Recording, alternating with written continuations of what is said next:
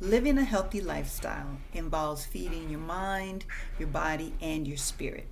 So, one of the ways that we can feed our spirits is through studying God's Word. But which Bible do you use? There's so many different translations out there. How do you know which ones are accurate and which ones aren't?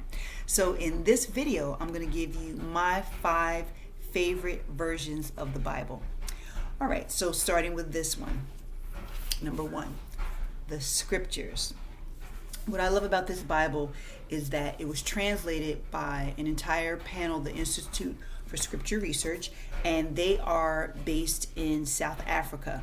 Now, what they've done is they go back to the Hebrew for the Old Testament and back to Greek manuscripts for the New Testament, and they are translating from there. Another thing that I like about this Bible is that they have restored the Hebrew names for not only people who are in the Bible, but also for the Almighty Himself. Now, what do I mean by that? A lot of our Bibles that have been translated that we have here in the United States have been anglicized, meaning the names, where we read that there's people named Mary and Joseph. And we know that Israelites actually named them Miriam and Yusuf. So I'm all about, accuracy and truth. And I get that in this Bible. Another thing that I really love is that not only, so they have eliminated the words Lord. And because we know that's a title, that's not his actual name. His name is Yahweh in Hebrew. We use the name Jehovah in English. So not only have they replaced it with Yahweh, they've written Yahweh out in Hebrew. So I don't know if you can see that. I'm just going to point to that. It's written out in Hebrew. So I really like that. And they've done the same thing for the Messiah, Yehoshua. They've written his name out in Hebrew as well. So that is the Scriptures. Okay. So this next Bible I really like as well. Number 2, the Hallelujah Scriptures. Now, even though the name of this, it kind of sounds a little cheesy. Like when I first heard about this Bible, I was like, okay, what's this all about? But I fell in love with it. So this is actually the parallel, English Hebrew parallel version of it. Now they've done the same thing as far as names go. So they have, so Moses is rendered as Moshe. All right, the books of the Bible are written out in their Hebrew names, as well as those names are written in actual Hebrew lettering. I don't know if you can see that or not. Now, one side of the page is in English and the other side is written out in Hebrew. I love that. Now, I wish I could, read Hebrew a little better. I am trying to study and learn that, but it's right here for you. So if you have any question about how something was translated into English, you have the Hebrew right there on the opposite side of the page, and then you can go and look that up for yourself to check for accuracy. So this is my number 2.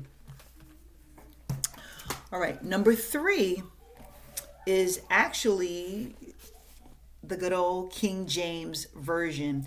Now, the King James Version is a difficult read because it's written, the dialect of English that it's written in is like Old English.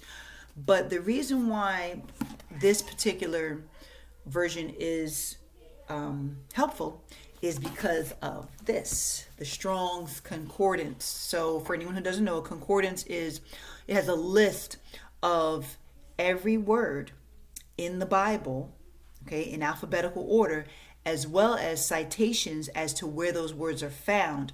And then it has a code to give you the meaning of each word in Hebrew so that you know where that translated word is coming from. Now, why is that important? It's important because we're human, okay? The translators were human, and there were some errors made, but also maybe some translations that probably were not the best translations for that particular passage. Now, what do I mean by that? I'm just going to give you one example of one word, and I've already looked this up. So the word hell, I looked it up in the Strongs, and there are 4 different numbers assigned to that word. Now, what does that mean? That means that that word hell was translated from 4 different Hebrew words.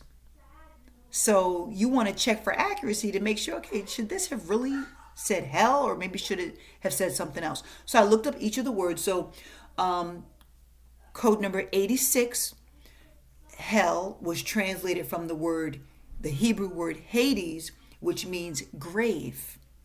Okay, so maybe instead of saying hell, they should have said the grave. Just saying. Then there's number 1067, where hell was translated from the Hebrew word Gehenna. Gehenna is a place of everlasting punishment. Then there's number 5020, where hell was translated from the Hebrew word Tartarus. Tartarus is the deepest abyss of eternal pain. And then finally, number 7585, hell was translated from the Hebrew word Sheol, and Sheol is the world of the dead. So what happens is, oftentimes it can take like 4 or 5 English words just to explain one Hebrew word. So it's kind of, it's like, well, which one does the translator choose?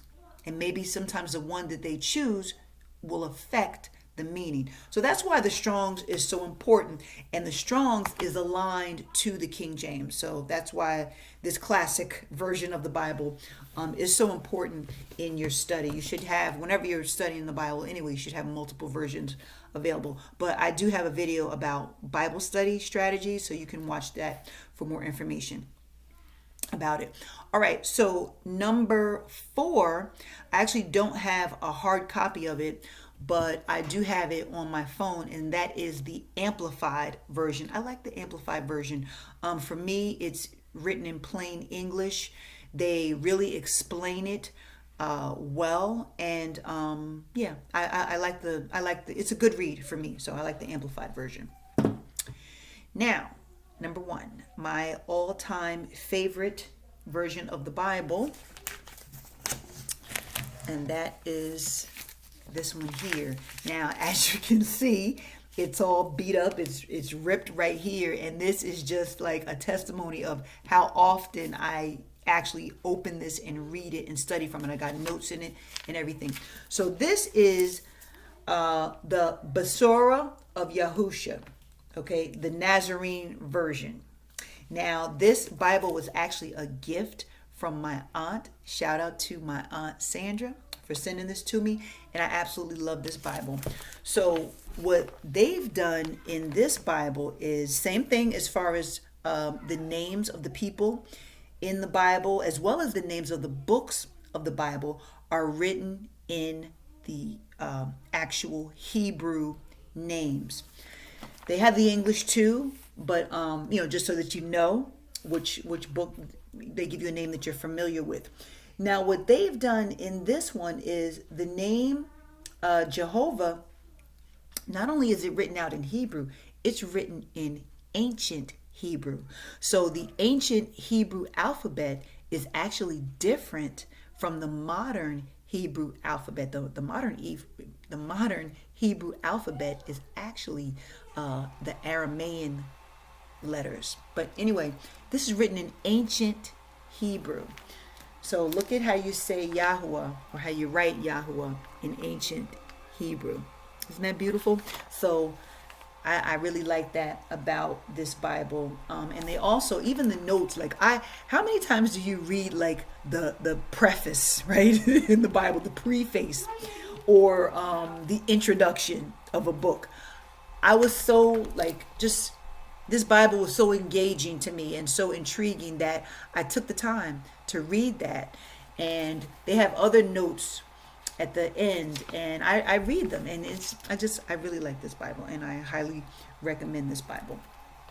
So those are my 5 favorites, and I have a bonus number 6 here. So this is the Sefer, and what it is a Bible that also contains the Apocrypha books. So anyone who's not familiar with the Apocrypha books, these are books in the Bible. Well, they're no longer in the Bible, but these are some extra books that used to be, you ready for this? It used to be a part of the King James Bible. So the original King James Bible was published in the year 1611. Now, the King James, as we know it, has 66 books. Not that original one. That original one had about 74 or 75 books because it included the Apocrypha. So some of the books of the Apocrypha are the Book of Jasher. I'm saying Jasher with a J, but it actually was a Y, Yasher, because the letter J had not been invented yet. That letter is only about 500 years old. So the Book of Yasher, the Book of Jubilee, the Book of Enoch is in there. So just to throw those out there.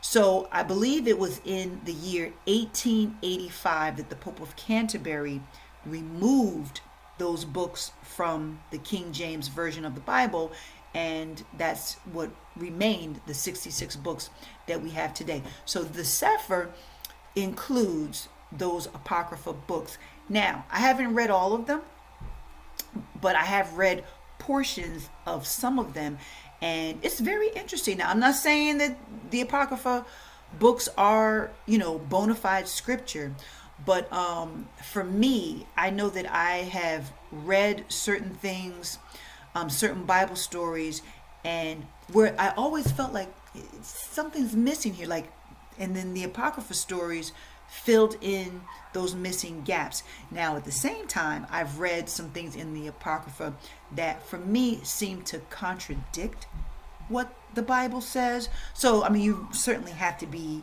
careful with that. I do think they are good historical references, but just, use wisdom. Don't avoid the Apocrypha. I think you should read it and find out about it, but use wisdom. Anything that's going to be contrary to God's word, you have to question that. So now you don't have to buy the Sefer to get the Apocrypha. The Apocrypha books are available for sale by themselves as well, if you're curious. All right, so those are my top picks. If you enjoyed the content of this video, please like and subscribe and hit the notification button so that you will be notified every time I upload a new video. Thank you for watching.